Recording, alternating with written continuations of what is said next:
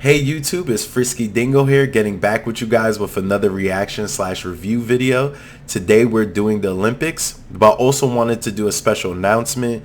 I'm currently subscribing to Adobe Premiere Pro, so I should be able, with a tutorial class, should be able to start editing my videos very soon. I try as much as possible to make as little mistakes while making my videos because of me not being able to edit, but now that should be a change. I can't wait to start editing my own videos, being able to edit other people's videos and make some pretty funny content with edits also.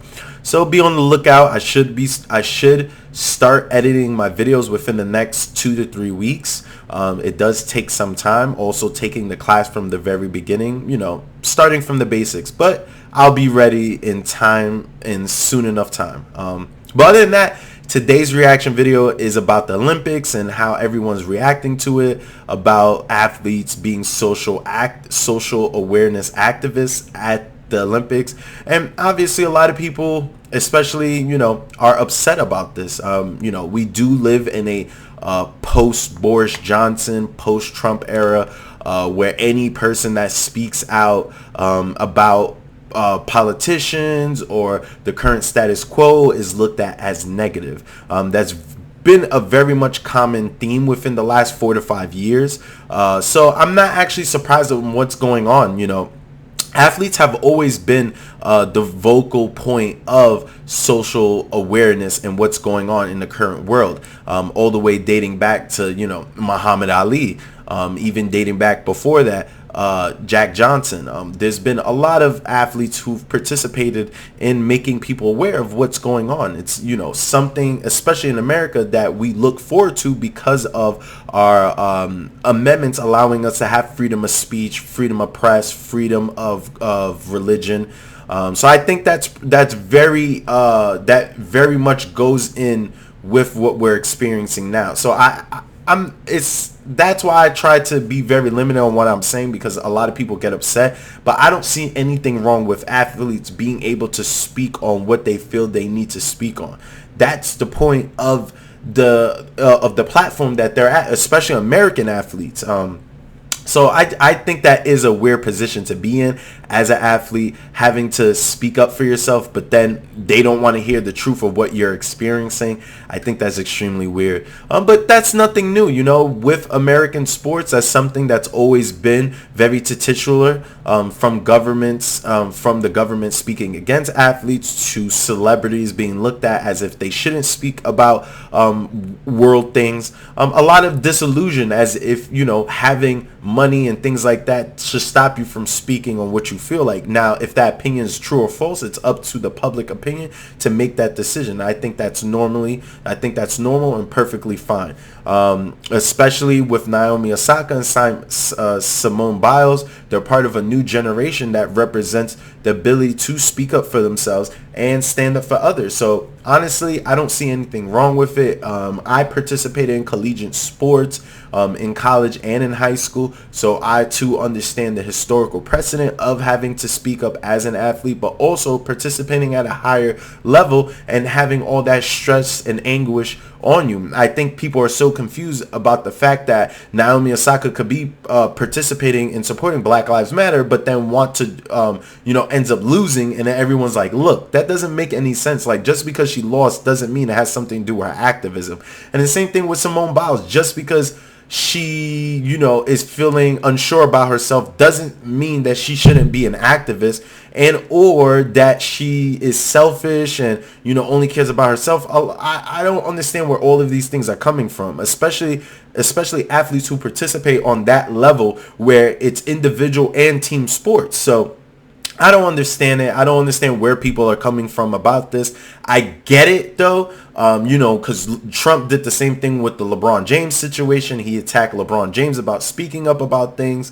And ever since then, everyone has, deemed it okay to start attacking athletes anytime they start speaking up about things. And this originally started with the whole comment, oh, LeBron should shut up and dribble. The minute they said that to LeBron, I'm not the biggest LeBron fan. I hate LeBron. He's a flopper. I don't appreciate it. I might be only 28, but I'm a Kobe man myself. Jordan era. I love LeBron, but he flops too much. But I'm not going to sit here and not and pretend like it's okay to tell a grown man that he needs to shut up and dribble, that he's not allowed to have a opinion because he plays sports. But yet our country is founded on having the freedom of opinion, press, and religion.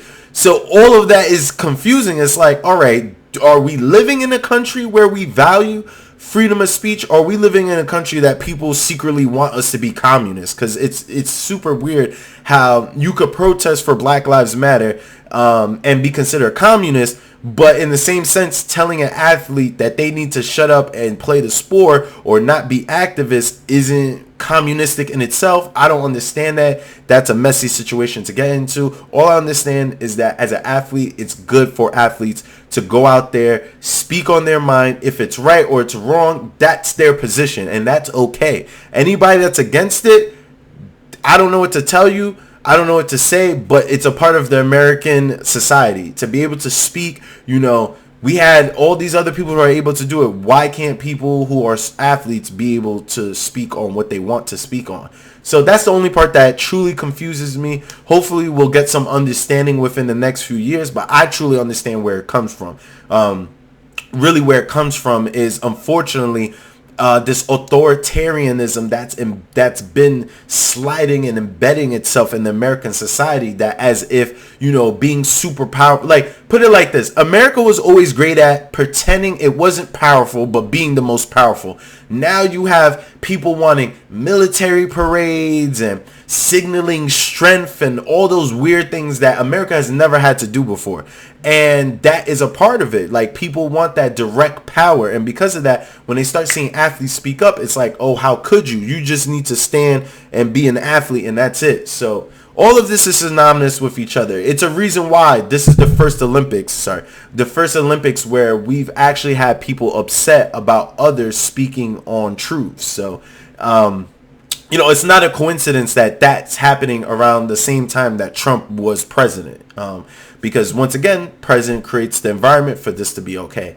That being said, like I always say, I'm an athlete myself, also in financing, but I understand the passion of wanting to speak for yourself. I get it. Even with black history and black athletes, that's always been a normality. Even with regular athletes, it's been a normality. So I'm not surprised. And hopefully we get back to people being united, because, this whole hating the American women's soccer team is gross. Just because they took a knee, that don't make no sense. They're the American women's soccer team. Let's get out there. Let's support them. Let's make sure they go get the win. And if you want to be crucial about whatever they say, how about you go to their training facilities and say that to them? Stop, going on the internet feeling like you're powerful, saying something to someone who's giving their all to be an athlete. Like, that makes no sense. Usually athletes are the most selfish because they're making so much money, they feel as though they need to not say anything. But in today's modern time, we're getting more athletes who are comfortable with themselves, comfortable with the era they're living in, and can be able to speak up on injustice. So I'm always going to be, saluted to that.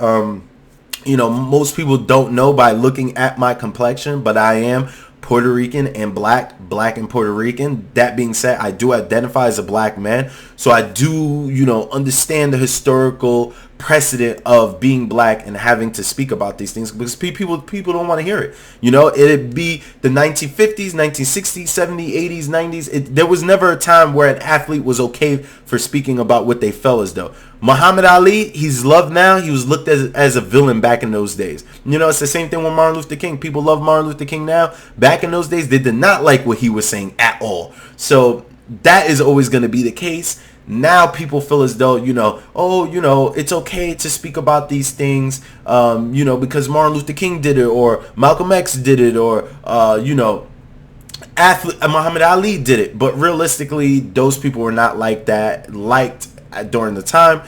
And this is the same thing now. So I hope that athletes continue to create that precedent to stick up for themselves and speak on what's right, because when children like me look back on the history books, when children that come after someone like me look at the history books, they're going to see who did what. And that's how I was when I was a child. I looked at the history books and saw what athlete did what. And that's what causes, continue to cause change and growth for everyone. So hopefully we get some good news. But other than that, I'll, check you guys in the next one.